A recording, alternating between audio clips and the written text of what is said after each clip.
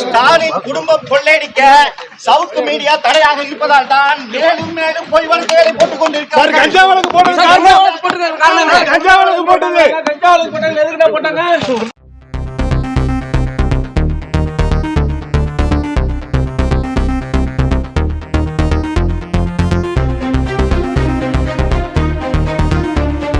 பெண் காவலர்கள் குறித்து அவதூறாக பேசிய வழக்கில் சிறையில் அடைக்கப்பட்ட பிரபல யூடியூபரான ஷவுக்கு சங்கரின் கையை போலீசார் பிளாஸ்டிக் பைப்பால் அடித்து உடைத்து உள்ளதாகும். விவரம் வெளியே தெரியாமல் இருக்க சிறை அதிகாரிகள் சிறைக்குள்ளேயே இந்த பிரச்சினையை சரி செய்ய பார்ப்பதாகும் ஷவுக்கு சங்கரின் வழக்கறிஞர் குற்றம் சாட்டியிருப்பது பரபரப்பை ஏற்படுத்தியிருக்கிறது.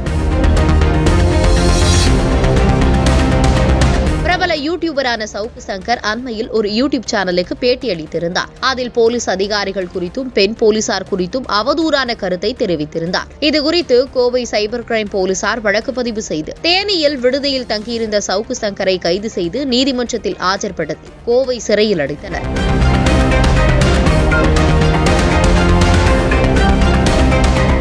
நிலையில் கடந்த சனிக்கிழமை இரவு ஷவுக்கு சங்கரை 10க்கும் மேற்பட்ட காவலர்கள் பிளாஸ்டிக் பைப்பில் தாக்கி உள்ளதாகும். இதில் ஷவுக்கு சங்கருக்கு உடல் முழுவதும் பலத்த காயங்கள் ஏற்பட்டதுடன் வலது கையில் எலும்பு முறிவு ஏற்பட்டதாகும் ஷவுக்கு சங்கரை சிறையில் நேரில் பார்த்த அவரின் வழக்கறிஞர் கோபாலகிருஷ்ணன் தெரிவித்துள்ளார்.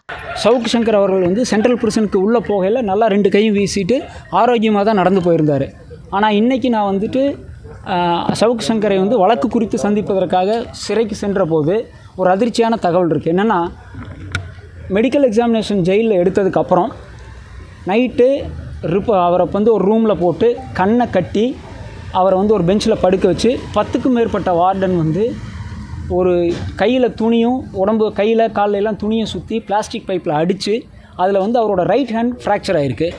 அதில் பிளாஸ்டிக் பைப்பில் அவங்க துணி சுற்றி அடித்ததுக்கான காரணம் என்னென்னு கேட்டிங்கன்னா, கை உடஞ்சிடக்கூடாது. ஏன்னா மெடிக்கல் ரிப்போர்ட்டில் அவர் கை ஆரோக்கியமாக இருக்குதுன்னு தான் ஜிஹெச்சில் எடுத்த மெடிக்கல் ரிப்போர்ட்டும் இருக்குது. பிரிசனுக்குள்ளே போகிற சென்ட்ரல் பிரிசனுக்கு முன்னாடி போகிற மெடிக்கல் ரிப்போர்ட்டும் அவர் ஆரோக்கியமாக தான் இருக்குதுன்னு சொல்லியிருக்கு. கை உடஞ்சிடக்கூடாதுங்கிறதுல கவனமாக தான் அடிச்சிருக்கிறாங்க. ஆனாலும் அதையும் மீறி அவர்களுடைய அடியில் ரொம்ப பலமாக விழுந்ததுனால ரைட் ஹேண்ட் ஃபுல்லாக ஃப்ராக்சர் ஆகிருக்கு. இதில் எதுக்காக நம்ம இப்போ இது சொல்கிறோம் அப்படின்னு சொன்னோம்னா, ஃப்ராக்சரான கைக்கு எக்ஸ்ரேவோ அதுக்கான வைத்தியமோ இது வரைக்கும் கோர்ட்டு அந்த ஜெயிலுக்குள்ளே கொடுக்கல. அதுக்கு பதிலாக அவருடைய விருப்பத்துக்கு மாறாக வெறும் மாத்திரைகளை மட்டும் அதிகமாக உட்கொள்ள சொல்கிறாங்க.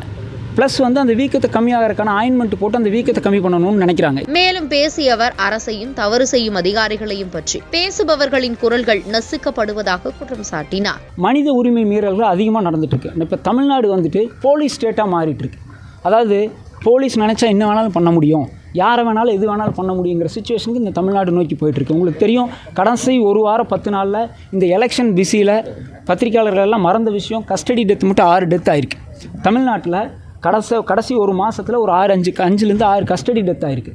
இப்போது ஷவுக்கு சங்கருங்கிறவர் யூடியூப்பில் அரசுக்கு எதிராகவும் ஆளுங்கட்சிக்கு எதிராகவும் கரப்டட் போலீஸ் ஆஃபீஸருக்கு எதிராகவும் கரப்டட் கவர்மெண்ட் ஆஃபீஸருக்கு எதிராகவும் பேசியிருக்கார்.